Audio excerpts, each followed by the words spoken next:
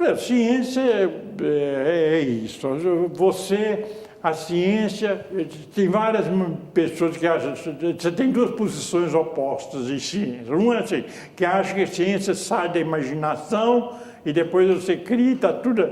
E outros que acham que a ciência sai dos fatos e que a partir dos fatos você cria a teoria. Eu estou me referindo à ciência mais no meu ramo, na física, né? Bem, a ideia que eu defendo é parecida com a do Einstein. É o seguinte, a ciência, você tem uma série de fatos experimentais. A partir daqueles fatos experimentais, você não tira e faz eles progredir até uma teoria, não. A partir daqueles fatos experimentais, você cria uns certos princípios, algumas ideias. A partir dos fatos, mas não evoluindo, não é indutivo o método, em que o fato experimental vai levar até a teoria. Não. Você, a partir dos fatos experimentais, você cria seus princípios que são puramente mentais. Você cria princípios. É um ato de criação da mente. E depois que você cria esses fatos, você tira as consequências dele. E depois que você tira as consequências, você compara com aqueles fatos experimentais que estão lá embaixo. Se estiver de acordo, você fala assim, o que eu criei ali em cima está bom. Se não estiver de acordo, você fala, não está bom, então eu vou fazer criar outros princípios. Então eu acho que o método científico é esse, funciona dessa maneira.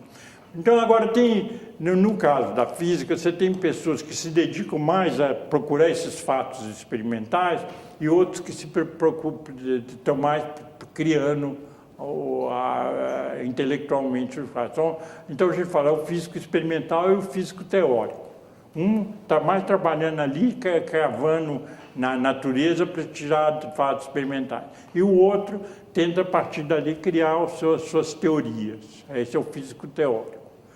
Agora, os dois têm que sempre se compatibilizar, né? Por exemplo, pega esse caso muito recente da partícula de Higgs. É uma teoria que existia e que previa que devia existir uma partícula que é responsável por criar a massa em toda a matéria. E esse físico, o grupo, foi mais de um, esses físicos que inventaram essa partícula, que deveria existir, não sabe se existiu ou não, né? Aí foi criada uma teoria. Como é que ela opera e como é que uma teoria que liga essa partícula, essa criação de matéria, é o chamado modelo padrão das físicas das partículas. Muito bem. Agora, e estavam o tempo todo, eles construíram uma máquina extremamente cara, extremamente poderosa, e que um dos objetivos é ver se acha essa partícula. Se achar essa partícula, então aquela teoria está, de certa maneira, verificada. Aí você vai ver as consequências todas. Foi o que ocorreu agora, né? Eles acham que acharam a partícula, não estão muito certos ainda não, mas eles acham que acharam a partícula. Então, fizeram criar, depois de uns 4 ou 5 anos pelejando lá, apareceu alguma coisa que pode ser, que tem as características da partícula que eles procuram. Então, vamos dizer assim, com isso eles validaram a teoria e agora eles vão ver as consequências disso. Então, esse é que é o método científico. Agora, isso eu dei um exemplo na grande física. Agora, isso ocorre na física pequena, na física de cada dia, nas pequenas teorias, nas coisas que nós trabalhamos. Isso aí são a física no seu, vamos dizer, no ápice, nas grandes equipes, nas grandes máquinas, nas grandes teorias. Mas em cada teoria pequena é assim também. Você verifica o fato. Tem gente que eu trabalhei a minha vida toda só nesses pequenos fatos, assim, de achar o fato experimental. E sempre comparando, a gente se compara com teorias existentes. Eu comecei a me interessar por ciência na escola primária, com uma professora muito boa também, e que me deu até um livro que chamava assim, Os Grandes Benfeitores da Humanidade, que eram biografias de cientistas. E como meu pai era médico, realmente eu me interessei mais foi por Pasteur. Então, o grande herói da minha infância era o Pasteur. Começa aí o meu interesse em ciência, né? Agora, depois, quando eu estava já na adolescência, foi mudando. Esse interesse por biologia foi passando. Era um bom aluno de matemática, então foi se voltando mais para ciências, para matemática. E quando eu estava na adolescência, já no curso secundário, no Colégio Estadual aqui de Belo Horizonte, foi uma época em que os cientistas brasileiros começaram, os físicos brasileiros começaram a ter um grande destaque na imprensa, por causa do César Lattes. O César Lattes tinha estudado em São Paulo, mas depois tinha feito pesquisas na Inglaterra e nos Estados Unidos e participou de uma descoberta muito importante na época, que acabou dando um prêmio Nobel, não a ele, mas à pessoa que era o chefe do grupo. E o César Lattes, então, aparecia sempre na imprensa, reportagens, e aquilo para um adolescente acaba sendo um grande atrativo, né? Então eu comecei a voltar para a física. Eu acho que é aí que eu localizo meu interesse pela física, foi nesse fenômeno que estava acontecendo aqui no Brasil, de começar a criar grupos de física. O Centro Brasileiro de Pesquisas Físicas é dessa época, e sei lá, pelos anos, antes, na década de 40, né, os últimos anos de 40, ou seja, início de 50, por aí. Então, aí eu comecei a me interessar, passei da matemática, minha dúvida era matemática ou física, passei para a física gradualmente. Bem, primeiro eu tive uma formação muito boa no colégio estadual, né? O colégio estadual naquela época era uma escola muito boa, uma escola de ensino médio muito boa, né? Então eu tive uns professores, alguns muito antiquados, mas era um ensino assim, muito exigente, e acabava dando uma boa formação ao estudante. E em física eu fui aluno da Beatriz, que é um nome, uma espécie de nome ícone aqui em Belo Horizonte, que apesar de nossa idade ser próxima, eu fui aluno dela no colégio estadual. Ela era novinha e começou como professora lá. Aí eu enfrentei o mesmo dilema que o Márcio citou na entrevista dele, foi o mesmo meu. Como é que eu vou estudar física, né? Havia a faculdade de filosofia, mas muita gente me aconselhava, vá para a escola de engenharia. Na verdade, a escola de engenharia, a escola de filosofia, você tinha um maior número de disciplinas relacionadas com a física, então você daria uma formação melhor. Mas se você considerava do ponto de vista de ensino, o ensino na escola de engenharia era um ensino um pouco mais exigente, então dava uma formação um pouco melhor em matemática e em física. Você tinha que pagar o preço de ter que estudar todas as outras disciplinas de natureza técnica, mas você tinha uma formação um pouco mais exigente em matemática e física. Então, muita gente me aconselhou, vai para a escola de engenharia e depois você faz a física. Então, eu optei. É interessante que nessa época, eu fui colega do Márcio no Exército, nós fazíamos o CPOR, né? Foi quando eu conheci o Márcio.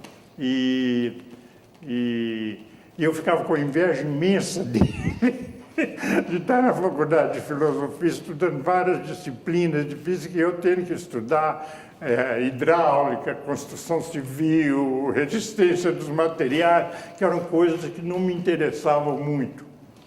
Mas, afinal de contas, então, terminei o curso de engenharia civil e, nessa época, por sorte, na escola de engenharia, estava se fundando o Instituto de Pesquisas Radioativas, exatamente na época em que eu era estudante da escola de engenharia. O professor Francisco Magalhães Gomes, o professor Cândido Holanda Lima, o professor Eduardo Schmidt, um grupo de professores lá, tinham decidido criar um Instituto de Pesquisas Radioativas, porque nessa época havia uma grande expectativa em torno da energia nuclear. esperava-se que a energia nuclear ia resolver o problema de energia no mundo, né? A crença era tal que o presidente da Comissão de Energia lá nos Estados Unidos dizia o seguinte, isso é uma espécie de anedota verídica, mas que é sempre repetida porque ela mostra a expectativa na época. Ele dizia o seguinte, a energia vai ser tão barata que não vai nem valer a pena mandar a conta para os clientes. Era essa a expectativa, esperava que com energia nuclear a gente teria energia elétrica de graça. E de fato isso não aconteceu. Mas essa expectativa que se espalhou pelo mundo todo, começaram em vários lugares, foram criados institutos de pesquisa para energia nuclear. E aqui foi criado o Instituto de Pesquisas Radioativas. É um pouco... A gênese do Instituto de Pesquisa Radioativa é um pouco complicada, porque não é próprio só... Eu tenho a impressão que o professor Magalhães, ele tinha de fato a expectativa de fazer um acelerador nuclear aqui. Era essa a expectativa dele. Ele queria fazer pesquisa. A ideia dele, tanto que o primeiro equipamento que ele comprou era coisa de alto vácuo, que era coisa que você precisaria num acelerador e não em energia nuclear. Mas com o tempo, com essa pressão, com essa divulgação da ideia da energia nuclear, o objetivo do Instituto de Pesquisas Radioativas foi sendo mudado para energia nuclear. E eles, então, criaram o primeiro curso de pós-graduação. Era um curso de especialização realmente de pós-graduação, porque eram 2 anos formais, exigia graduação, era o curso de engenharia nuclear. E eu fui da primeira turma desse curso de engenharia nuclear. Então, com isso, eu comecei a me voltar realmente para o campo da física, né? Terminei o curso de engenharia, fiz o curso de engenharia nuclear e logo em seguida eu consegui uma bolsa para fazer o doutorado nos Estados Unidos. Aliás, não era para fazer o doutorado, era como a bolsa do que o Márcio também recebeu, para passar 10 meses nos Estados Unidos. Mas eu tive um pouco mais de sorte do que ele e consegui transformar, depois desses 10 meses, obter uma renovação e continuar. E tive a sorte de poder concluir lá o doutoramento. Lá.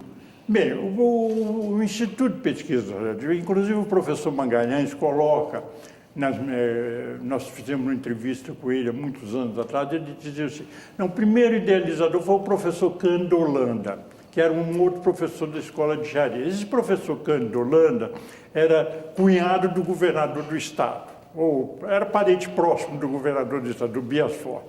Então ele achava, o Cândido Holanda viu a oportunidade que ali poderia ter recursos para criar esse instituto. Mas o professor Magalhães foi o grande líder, vamos dizer assim, científico para criar um instituto. E foi a pessoa que depois assumiu a liderança o tempo todo, né? Mas foi um período, eu era estudante, então eu não participei diretamente, mas eu acompanhava um pouco, porque eu assistia os seminários que eles organizavam e tal. Era uma coisa muito primitiva ainda, sabe? A verdade é essa. Então, os seminários hoje que eram dados para esse estudo de pessoas que vinham de fora, eram no nível que hoje a gente dá para estudante iniciante. Vinha uma pessoa de fora, mas dava aquele seminário bem superficial, sobre física atômica. Eu me lembro perfeitamente que eu era estudante, conseguia acompanhar tudo, né? Se fossem seminários realmente sérios, eu não perceberia nada, não seria capaz de acompanhar. Mas eu quero só dizer o seguinte, que o ambiente ainda era um ambiente muito fraco do ponto de vista científico, mas havia uma vontade muito grande do professor Magalhães e uma vontade muito grande e uma capacidade muito grande de articular. O professor Magalhães era uma pessoa muito culta, se relacionava com outras pessoas no Brasil, com o Conselho Nacional de Pesquisas e tal. Então ele foi conseguindo fazer aquela coisa, se transformar numa coisa que era só uma promessa em uma coisa real. Agora, nós precisamos distinguir bem. O Instituto de Pesquisas Radioativas, na verdade, tinha atrás o professor Magalhães Gomes, que era uma formação mais científica, mas ele é um instituto de natureza tecnológica. Ele foi criado não para fazer pesquisa em física, mas para fazer pesquisa em engenharia nuclear. Então, o Instituto de Pesquisa, o objetivo dele não é a física era apenas um aspecto secundário. O principal dele era criar um grupo para fazer física de reatores, para fazer engenharia nuclear. Agora, acontece que ao fazer isso ele congregou pessoas que tinham muito interesse em física e com boa formação em física, e aí começou a criar os grupos que depois seria de onde nasceria a física da nossa universidade. Então, pessoas assim, como o Emílio Vasconcelos Paz, que estudou nos Estados Unidos, na Universidade de Colômbia, Ângelo Lobo, que era uma pessoa ligada à matemática, vários outros, né? Ele congregou várias pessoas que estavam ligadas ao Instituto de Pesquisas Radioativas, mas que estavam mais interessados na física do que na engenharia nuclear. Então, essas duas coisas começaram a se formar, assim, ligadas, mas um pouco paralelas. A física e a engenharia. Depois realmente separaram completamente. O Instituto de Pesquisa Radioativa hoje é um Instituto de Pesquisas Tecnológicas, é o nosso, chamamos CDTN, não é? E a física foi nascendo ali dentro. Inclusive, quando houve a reforma universitária, bem, o professor Márcio, na entrevista anterior, deu grande ênfase explicou a gênese de toda a reforma universitária, eu não preciso repetir, né, nessa década de 60, né, e deu grande ênfase ao papel do professor Marcelo Vasconcelos Coelho, e eu concordo com tudo que foi dito, né, o papel que o Marcelo teve, porque o Marcelo enfrentou mas nós não podemos esquecer o papel um pouco anterior do professor Aloysio Pimenta. O Aloysio Pimenta realmente é quem dá o primeiro passo, eu acho, para a reforma universitária na nossa universidade. Porque em 63, o Conselho Universitário aprovou a criação dos chamados Institutos Centrais de Ciência, Instituto Central de Física, Instituto Central de Química, Instituto Central de Biologia, etc., Ciências Humanas. Isso era uma cópia do modelo da Universidade de Brasília. A Universidade de Brasília, que tinha sido criada naqueles anos, no início da década de 60, criava esses institutos centrais que seriam dedicados à pesquisa. E foi ali que se viu de modelo para a reforma universitária no Brasil. Depois, os militares mataram aquela experiência, mas a nossa universidade tentou copiar, de uma maneira errada, digamos, porque ela queria criar esses institutos um pouco desligados do ensino. O instituto era para fazer pesquisa e o ensino ia ficar lá nas escolas. Essa era a ideia que estava na cabeça dos membros do Conselho Universitário da nossa universidade. Haveria instituto de pesquisa, eles acreditavam que você teria dois corpos de pessoas na universidade. Os pesquisadores que ficariam nos institutos e os professores que ficariam nas escolas. Isso é uma coisa absolutamente absurda, inviável e que não daria em nada. O professor Aloysio assumiu a reitoria em 64, pouco antes do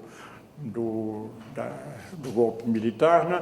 E passou imediatamente a pôr em execução a criação desses institutos. Então ele fez acordos com a Fundação Rockefeller. Houve um engano aqui, Márcio falou por um lapso Fundação Ford, de fato é a Fundação Rockefeller. Houve um acordo com a Ford, mas para a ciência política. Agora o acordo aqui para o nosso instituto foi com a Fundação Rockefeller. Fez esse acordo com a Fundação Rockefeller, com o Banco Interamericano de Desenvolvimento, e esse é o financiamento que possibilitou ao Aloysio Pimenta a iniciar a reforma universitária. Então, a nossa reforma universitária iniciou-se antes dos decretos, ou antes das leis que criaram a reforma. Isso foi, então, anos 64, 65, por aí, e era uma grande luta, porque grande parte dos professores se opunham a essa ideia. de criação, porque, de certa maneira, isso levaria a uma eliminação da cátedra. Todo mundo previa, era previsto que a cátedra, e os professores eram muito arraigados à ideia de cátedra, né? A cátedra, como o professor Márcio explicou na reunião anterior, o catedrático, ele tinha um domínio completo, ele decidia o seu programa, ele escolhia os seus assistentes sem concurso, ele simplesmente indicava. Eu mesmo fui indicado assim, eu fui escolhido, você vai ser meu assistente, sem passar por concurso nenhum. Era uma escolha pessoal do catedrático.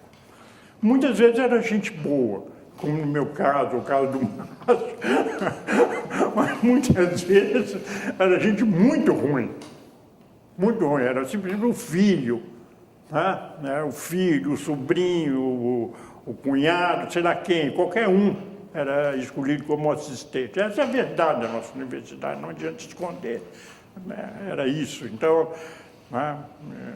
Pessoas, às vezes, absolutamente despreparadas para as funções eram escolhidas para esses cargos. Então, os professores catedráticos,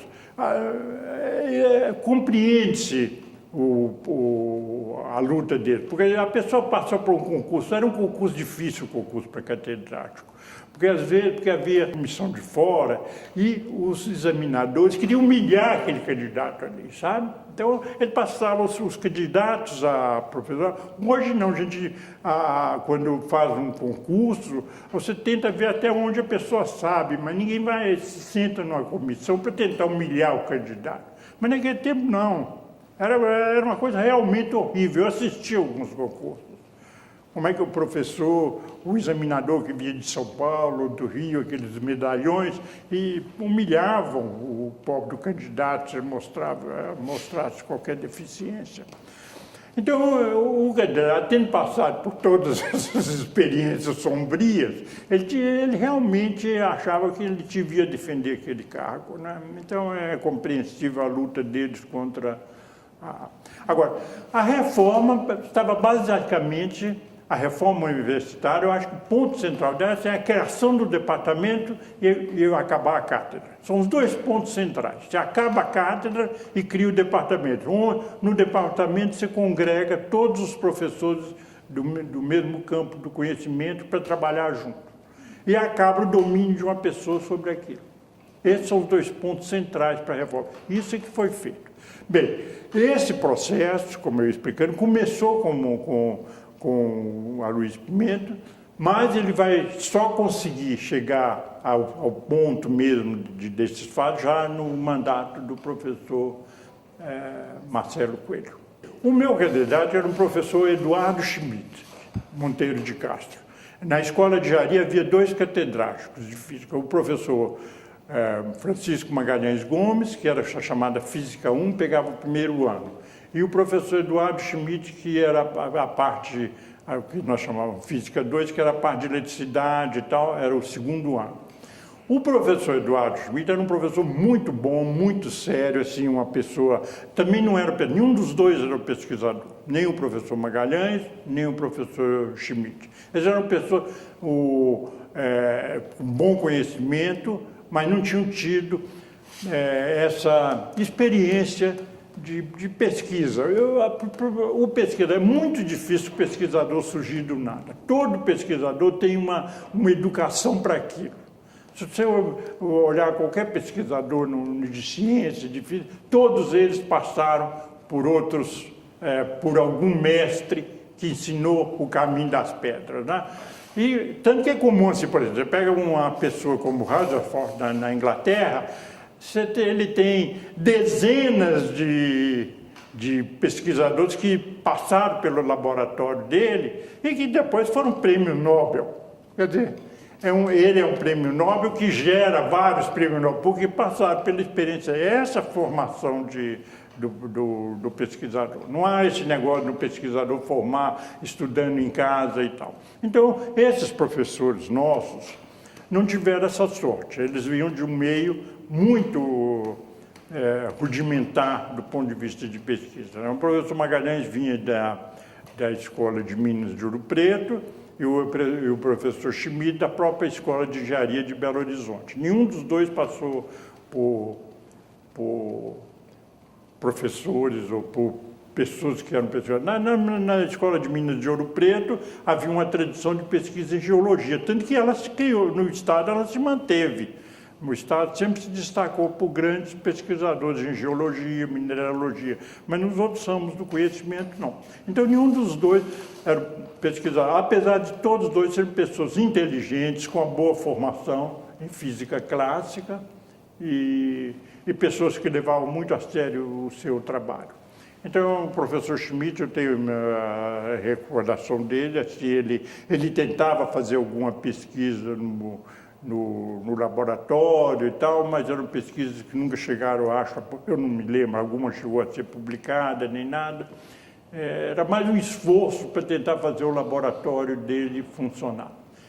E depois, quer dizer, eu estudei com ele, depois eu fui escolhido por ele para ser monitor, e depois que eu fui monitor, tive a sorte que, como ele não tinha deficiência de pessoal, eu era encarregado de dar as aulas práticas, e isso me treinou bastante também no laboratório. Depois, quando eu terminei, ele me chamou para ser seu assistente, e logo depois eu fiz o curso de engenharia nuclear, enquanto era assistente ao mesmo tempo, e depois eu consegui a bolsa para o exterior e fiz o doutorado. A minha bolsa, como a do Márcio, era uma bolsa assim, de uma instituição americana, e era uma bolsa por 10 meses apenas. Então eu teria que fazer um ano, a ideia era mais uma bolsa de propaganda, sabe? Era para levar latino-americanos para os Estados Unidos para ver o sistema americano, mas depois de mandar eles de volta. Era essa a experiência. Quando eu terminei, eu fui bem sucedido no primeiro. É interessante minha história pelo seguinte, nesse caso, porque eu fui mandado para a universidade, a bolsa que eles me deram foi para uma universidade muito fraca nos Estados Unidos, foi para a Universidade de Arkansas, né?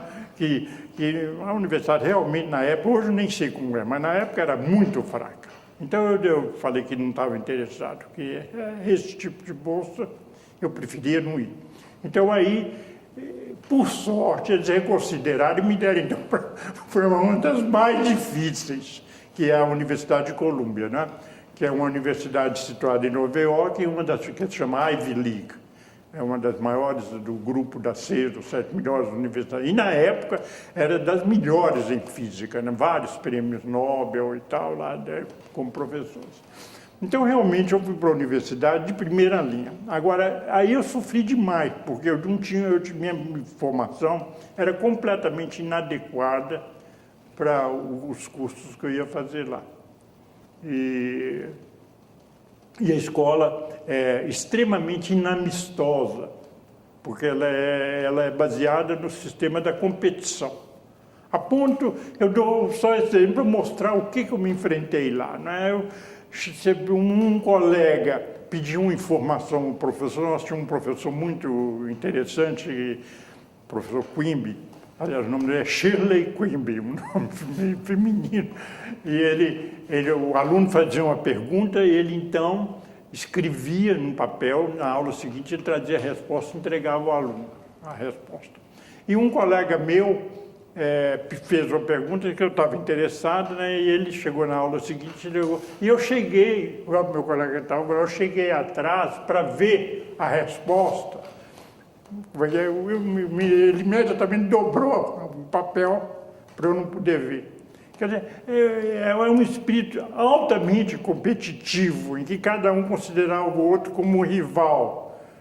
E eu ainda latino-americano, então realmente eu enfrentei uma barra pesada nessa universidade. Mas eu consegui, eu não sei como, mas foi aos trancos e barrancos, consegui terminar num prazo até muito mais curto que a maioria dos meus colegas, né? Terminei em 4 anos, quando a média lá para terminar um doutorado era 6, eu tinha colega lá que já estava 8 anos lá para terminar, eu terminei em 4 anos, um pouco por causa da pressão que eu tinha de voltar. Eu sabia que eu não podia ficar eternamente lá. E a formação que se tem na universidade é muito boa. Agora, acontece o seguinte, realmente, para você ter uma formação completa em física, não basta você fazer o doutorado. Você tem, porque o doutorado você ainda trabalha sob a orientação de um professor. Ele te guia, sabe? Ele te sugere as coisas que você vai fazer. Ele fala, não, mede isso. O meu professor, diariamente, ia ao laboratório para ver o que eu estava fazendo. E tinha uma discussão comigo sobre o resultado que eu tinha obter, o que eu devia fazer. Eu fazia tudo no laboratório, varrer o chão, arrumava coisas, era absolutamente, o laboratório estava sob minha responsabilidade, era tudo. Mas ele ia diariamente para saber o que eu estava fazendo e o que eu deveria fazer. Então, quando eu terminei, eu tinha uma certa independência, mas não total. Eu não era ainda um pesquisador formal. Um pesquisador ele faz quando ele faz o pós-doutoramento, que é uma fase em que ele agora é um pesquisador independente, mas no meio que tem gente com quem ele pode discutir as suas dúvidas. Então, em geral, o americano, na Universidade Americana, você faz o doutoramento, depois você vai para o pós-doutoramento em outro lugar, nunca no mesmo lugar, raramente no mesmo lugar, no outro lugar, em que você vai fazer agora sozinho, mas no meio em que você tem pessoas a discutir. Então, eu vim com o meu doutoramento, mas para um lugar que não tinha pesquisa nenhuma, que era a nossa universidade, né? Então, eu não tive essa segunda fase. Então, eu fiquei com uma formação científica deficiente. Eu levei muito tempo a produzir o primeiro trabalho aqui no Brasil. Muito tempo. Porque, enquanto normalmente, eu estou vendo o caso aqui, saiu por esses dias um estudante nosso aí de doutoramento, da física, que ganhou o prêmio de melhor tese de doutoramento, que a Sociedade Brasileira de Física chama Prêmio Leite Lopes.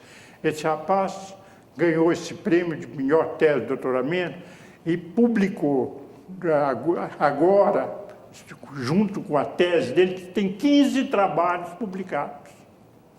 Então, é uma diferença absolutamente considerável para a minha situação. Em que eu cheguei aqui, fiquei anos lutando aí com o Márcio e com outros para tentar criar um grupo sem nenhum equipamento, sem nenhuma pessoa que trabalhasse no mesmo campo que eu. Então, realmente, ficou uma formação deficiente. Eu só, aos poucos, com os meus próprios alunos, é que eu fui me formando. Os que depois estudaram aqui conosco, que foram para o exterior e voltaram e começaram a colaborar, e que eu comecei a criar. Minha vida científica ficou um pouco atrasada nesse ponto, do trabalho do professor Luiz Pimenta, porque nesse primeiro momento, um pouco antes, o departamento de física da Faculdade de Filosofia, antes de criar o departamento universitário, eles tinham conseguido já um apoio no projeto BID, eu chamava CAPES BID, o BID, projeto BID, era do Banco Interamericano de Desenvolvimento, que tinha dado a eles $30 mil, na época, hoje seria muito mais dinheiro, $30 mil representaria muito mais hoje, para montar laboratório de pesquisa e de ensino. Eles tinham recebido. Foi exatamente quando eu cheguei. E eles tiveram a generosidade de me falar, olha aqui, nós temos $30 mil, você compra o equipamento que você precisa para o seu laboratório. Então, esses $30 mil foi que permitiu criar o primeiro laboratório de pesquisa. Então, nós criamos esse primeiro laboratório. Isso ainda, a reforma não estava funcionando, ainda estava começando a se formar um instituto, né? Nós estávamos começando, foi nos anos que estava se formando o instituto. Então, nós investimos esses $30 mil em comprar o primeiro equipamento, que seria um laboratório de pesquisa nessa área que eu trabalho. E aí o professor eu não sei, eu ajudei um pouco o professor Luiz, assim, com uma assessoria, consultoria. Eu ia lá, ele me chamava quando tinha alguma coisa, porque ele sabia que eu tinha essa experiência de universidade americana, então ele me ouvia com frequência para tomar certos passos, não tudo, mas certos passos. Então ele conseguiu esse acordo com a Rockefeller, nós tivemos entrevista, veio uma comissão da Rockefeller que ia apoiar a criação desses institutos. E essa comissão deu um bocado de dinheiro para cada um dos institutos. Aí o Márcio e eu, que liderávamos mais ou menos as coisas, nós pegamos esse dinheiro e distribuímos, comprando equipamento básico, que seria essencial para qualquer tipo de pesquisa que houvesse no nosso instituto. Tá? O equipamento para um laboratório funcionar. Então, nós encomendamos, deixamos uma parte, separamos uma parte pequena para o laboratório de ensino, uma parte para a biblioteca e a maior parte para a infraestrutura do departamento. Então, esse dinheiro foi o dinheiro da Rockefeller. E a Rockefeller, além disso, deu 4 bolsas de estudo para doutoramento. Então, nós separamos, pegamos 4 melhores estudantes, que eram estudantes lá do Departamento de Física da Faculdade de Filosofia, nós escolhemos por mérito e mandamos 2 primeiro, depois os 2. Daí para diante, nós fizemos um grande esforço, nós todos tivemos que desdobrar, porque nós queríamos mandar todo mundo para o exterior para fazer o doutorado. Então, o que nós fazíamos? Às vezes eu dava 3 até mais disciplinas para poder sempre ter gente enviada. Então, foi mandando, esse pessoal foi sendo mandado. Então, houve um progresso extremamente rápido na formação de pessoas. Em poucos anos, nós já tínhamos 15 doutores, coisas desse tipo. Foi muito rápido, porque nós sempre estávamos mandando gente para fora. E, nessa época, uma coisa interessante também, nós criamos o primeiro curso de pós-graduação. É o primeiro curso de pós-graduação da universidade, eu acho. É o mestrado em Física. E foi criado por quê? Porque estava vendo, a CAPES só estava querendo dar bolsa para quem tinha o mestrado. Só podia ir para o doutorado quem tivesse o mestrado. Então, nós tínhamos que dar um jeito de fazer com que nossos estudantes terminassem o mestrado para poder obter uma bolsa de doutorado. Então, nós criamos um mestrado muito baixo nível, sabe? Era o que nós podíamos. Eu dava um curso, outro professor dava outro curso, e nós tínhamos um de fora, que vinha de São Paulo, dava outro curso. Por 3 ou 4 professores era o mestrado nosso. Mas foi reconhecido e foi funcionando, e foi formando esse pessoal, e eles foram sendo enviados para fora. Tem que ser as coisas simultâneas. Eu acho que a primeira coisa, assim, tem que haver um acordo na liderança, né? Não pode haver, se começa com muita rivalidade, nós não vou dizer que nós não tivemos, não houve rivalidade, não houve rivalidade, houve fases duras na nossa vida inicial, sabe? Formaram-se grupos diferentes, com ideias diferentes, passamos por isso também, não foi tudo suave, não. Mas havia um acordo básico, de fato, nisso, que o principal era pessoal, era formar o pessoal. Mas, ao mesmo tempo, para formar o pessoal, quer dizer, então a gente tinha que ter um esforço grande e mandar o maior número possível para fazer o doutoramento fora, já que nós não tínhamos condição de nós formarmos esse pessoal. Então, mas, por outro lado, nós precisávamos preparar esse pessoal com mestrado para poderem conseguir a bolsa de doutorado. Então, você tinha que ter um mínimo de estrutura para pesquisa. Então, nós concentramos. E houve outra decisão que eu acho que foi importante. Eu acho que eu fui bem responsável por ela, sabe?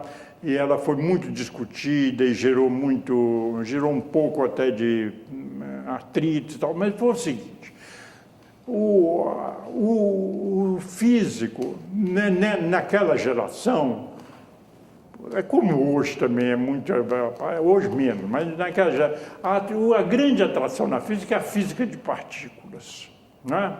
Você vê hoje, você vê no jornal, a partícula de Higgs, não sei o quê, o grande...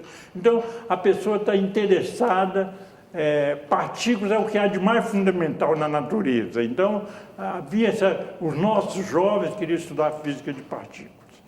Eu tinha uma formação que era numa área um pouco, vamos dizer assim, mais terra a terra, que é o que se chama física da matéria condensada, que estuda propriedades dos materiais, magnetismo e outras coisas desse tipo, né? Coisas relacionadas às propriedades dos materiais. Bem, como eu era a única pessoa com uma formação assim, experimental, nós tínhamos gente, não estou dizendo que eu era o mais competente, não, tinha gente mais competente que eu, mas que tinha uma formação experimental, assim, maior no momento era eu, no departamento de física.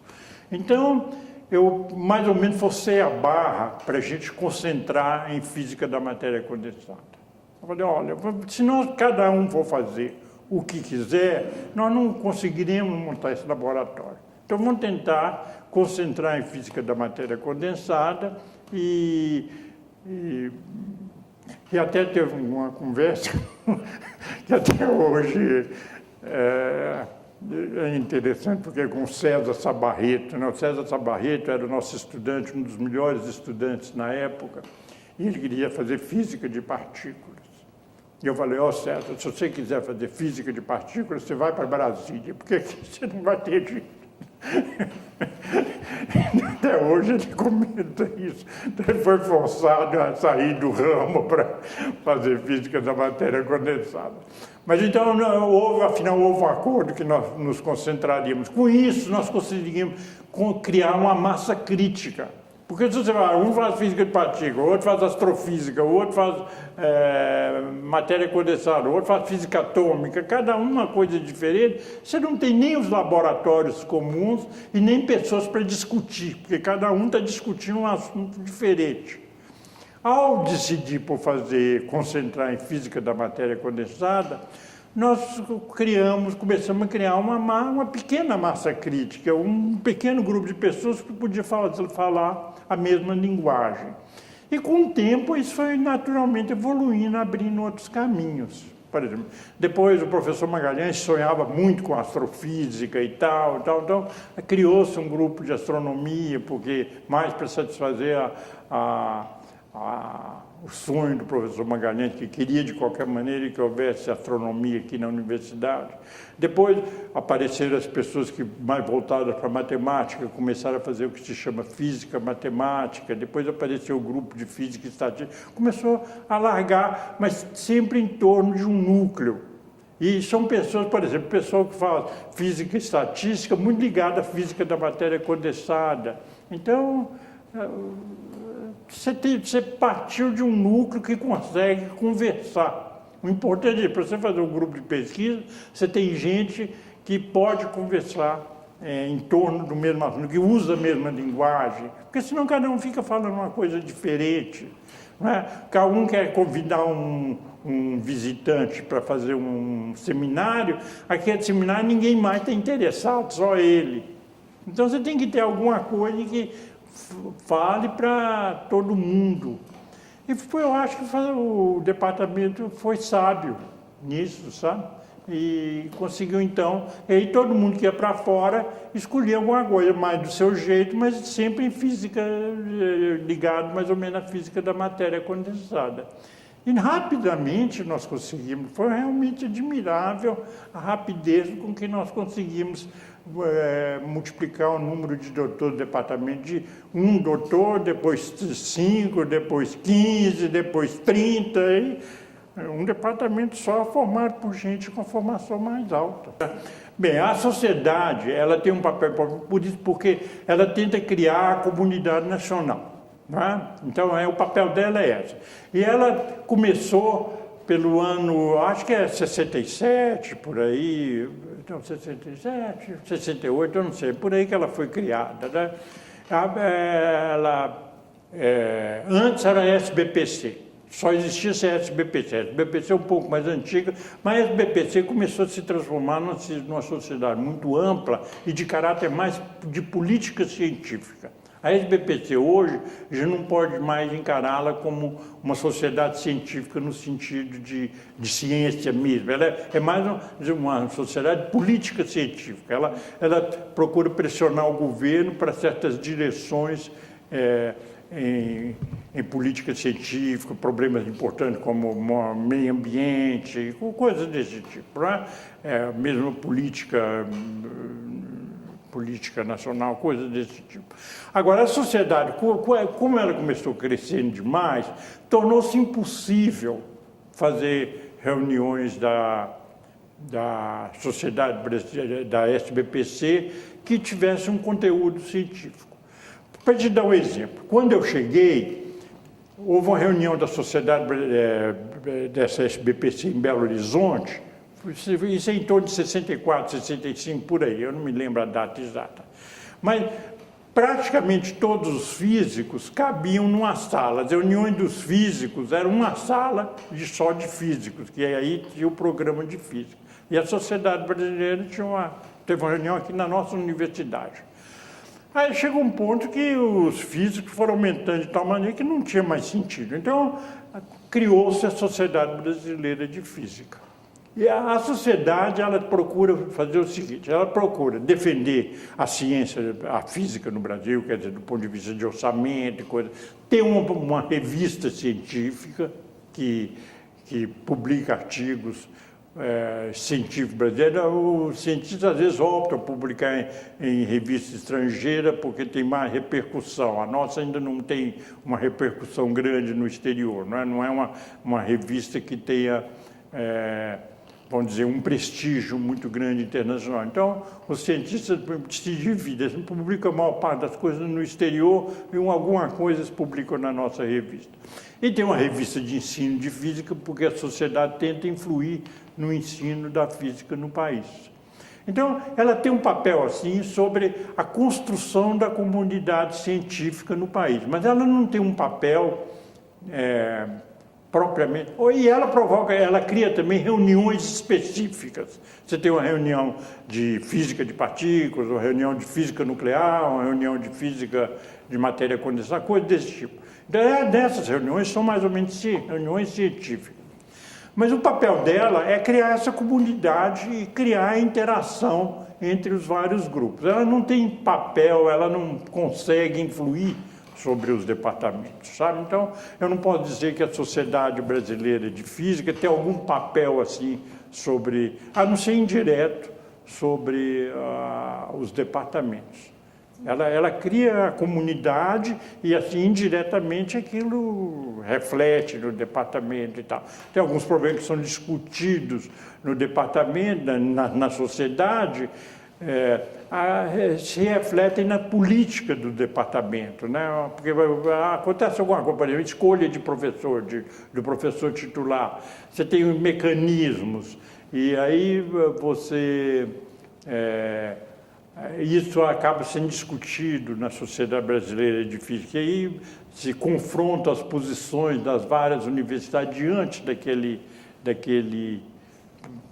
determinado problema. E aí ajuda os departamentos a fazer a sua política, mas ela não influi diretamente, não.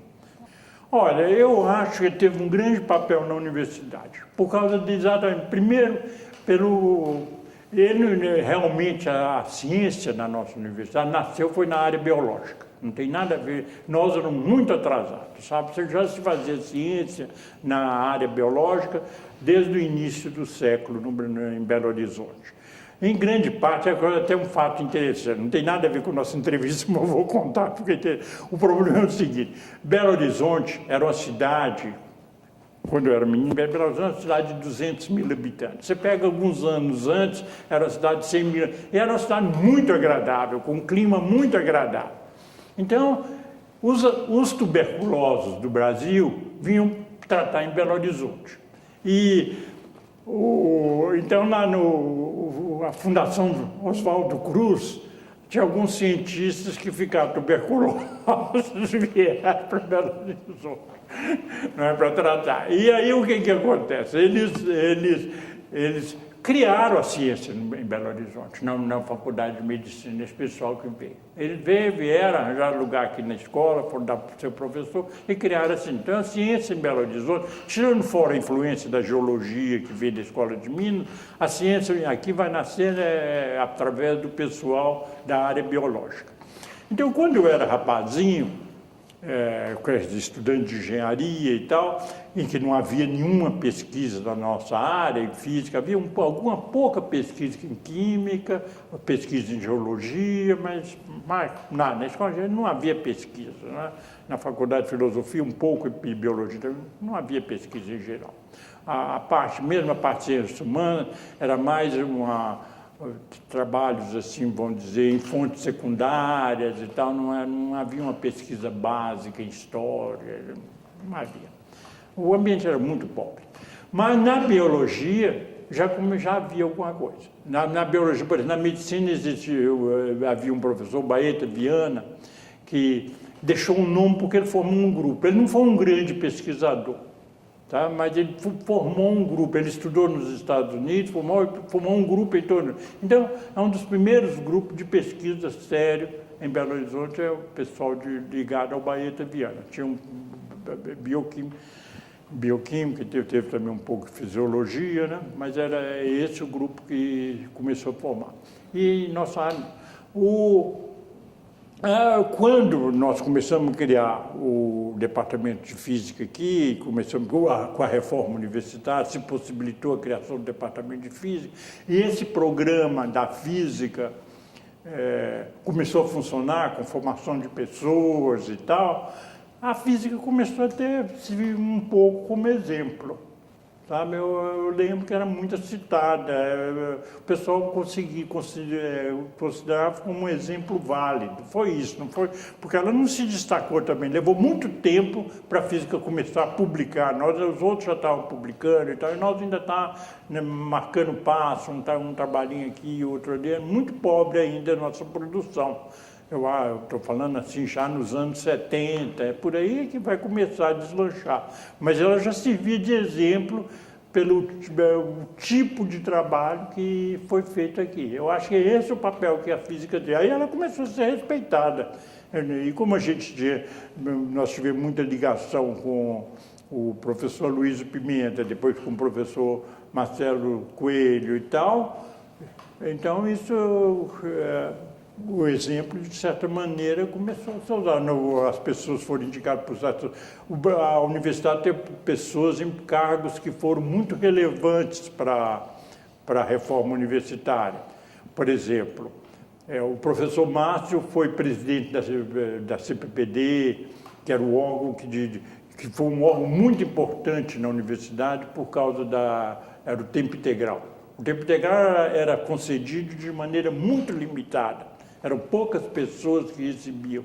Então tinha que haver uma política muito séria para evitar que aquilo fosse uma política de favorecimento.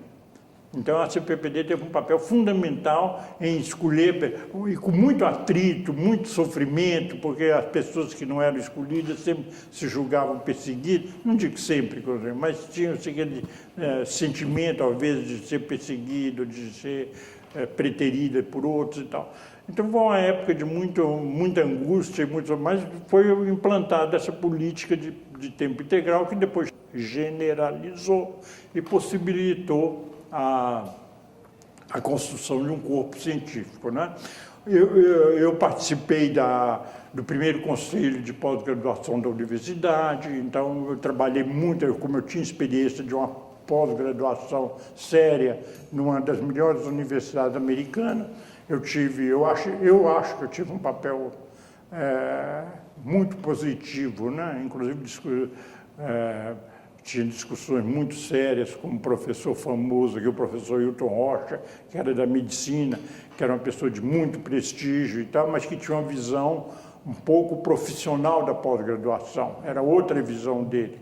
Então, eu me lembro nesse conselho, nós tivemos muitos debates, ele era uma pessoa proeminente, respeitada por eu, mal conhecido, começando a vida, mas eu acho que eu tinha uma certa autoridade pela minha experiência, né? E essas coisas ajudaram. O departamento de física nasceu, a ideia da Fundep nasceu no departamento de física. Não é que foi o primeiro grupo assim para administrar, o ICB tinha tinha que começar, a química tinha um grupo, mas a ideia de se criar um escritório, a ideia até chamava escritório escritório de serviços e pesquisa, qualquer coisa assim. Foi no departamento de... Nós fizemos um documento que foi enviado ao reitor propondo que a universidade criasse um escritório, uma entidade que seria responsável para evitar a multiplicação de esforços de pessoal administrativo em cada uma unidade. Esse documento foi enviado ao reitor e depois aí foi criado a Fundep, né? Juntou-se a isso a ideia do que existia na química e existia no ICB e criou-se a Fundep, a Gilka Weinstein, que era secretária lá eu acho que era da Química, ou da Química, eu não sei se era da Química ou do ICB, era secretária do escritório dele lá, foi escolhido como secretária executiva, e eu fui o primeiro presidente da Fundep, nesse primeiro, quando nasceu. Então, isso teve um papel. Então, a física, de certa maneira, teve uma influência em várias coisas importantes na universidade. Eu acho o seguinte, eu acho que foi positivo, só posso dizer isso, porque realmente eu vim numa condição, eu fui de certa maneira favorecido, né, por ter tido essa oportunidade e voltei numa situação em que tinha um grupo de pessoas que estava se dedicando a isso, a tentar montar um departamento. E ocorreu ao mesmo tempo em que ocorreu a reforma universitária. E com minha ligação com o Aloysio Pimenta, que favoreceu, afinal de contas, foi um efeito assim, cooperativo de várias coisas, né? Tem uma palavra para exprimir isso, mas agora está me faltando. Mas, então, eu acho que foi positivo. Do ponto de vista científico, eu me prejudiquei. Tá? Eu não fiz uma carreira científica boa, do ponto de vista, porque realmente, com a formação que eu tinha, eu poderia ter sido produzido melhor cientificamente. Mas como eu perdi os melhores anos da minha vida nesse trabalho, não vou falar que perdi, mas quando eu empreguei os melhores anos da minha vida, onde eu seria produtivo nesse trabalho, minha vida científica ficou atrasada e eu realmente, como cientista, eu produzi pouco. Porque realmente em física você produz quando você é jovem, sabe? Depois de uma certa idade, a sua produção vai cair, né? Realmente a produção científica, um camarada com 40 anos já não produz muito pouco. Ele pode continuar a produzir, mas já não é mais o mesmo pessoa, não tem mais o mesmo espírito criativo e tal. Eu costumo dar o exemplo do Einstein, que é um mau exemplo porque parece que a gente está se comparando a ele, mas não, eu quero dizer, o Einstein só produziu até os 40 anos de idade. Esse Einstein velho que a gente vê nos retratos aí, esse eu não produzia mais nada. O último trabalho dele foi aos 40. Depois disso ele ficou tentando a mesma coisa o resto da vida sem sucesso nenhum. Então, a ciência, em geral, por isso esses jovens que nós estamos formando e que muitos jovens produzem, isso é que está certo. Tá?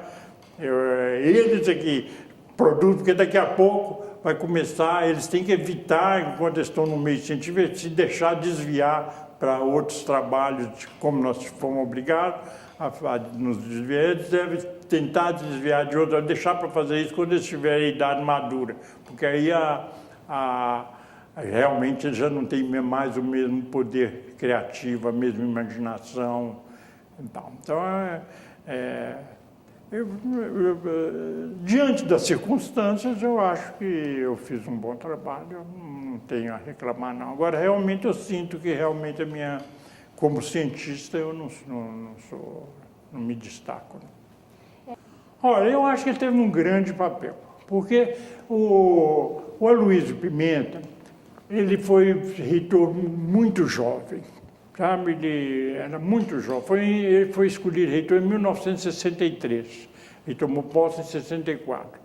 E ele era muito, eu não sei que idade, mas era muito jovem. Inclusive, era um pouco muitos diretores não queriam de jeito nenhum porque achavam que ele era muito jovem, inclusive ele falava a linguagem, o Aloysio é de uma cidade do interior aqui de Minas, aqui do interior, aqui do pé de Guanhães e tal.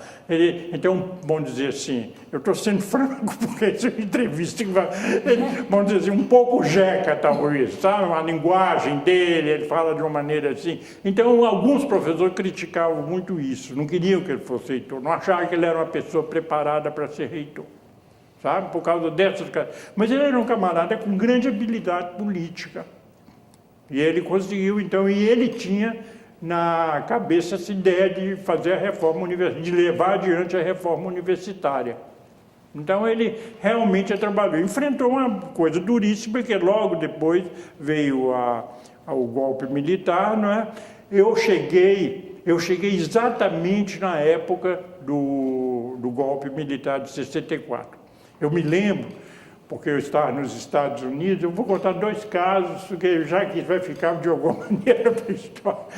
Na minha defesa de tese, depois lá nos Estados Unidos, na Colômbia, a defesa lá é um grupo de professores um grupo pequeno, não tem assistência nem nada, é só um grupo de 6 professores, de vários departamentos, e o seu orientador, e você expõe o que você fez e eles fazem perguntas sobre aquilo. E depois tem uma conversa, eles perguntaram sobre o Brasil. Por que eu estava voltando? Então eu falei, olha, eu tenho uma obrigação, né? Eu fui mantido pela universidade e tal. E eles perguntaram sobre o golpe. O que você acha desse golpe?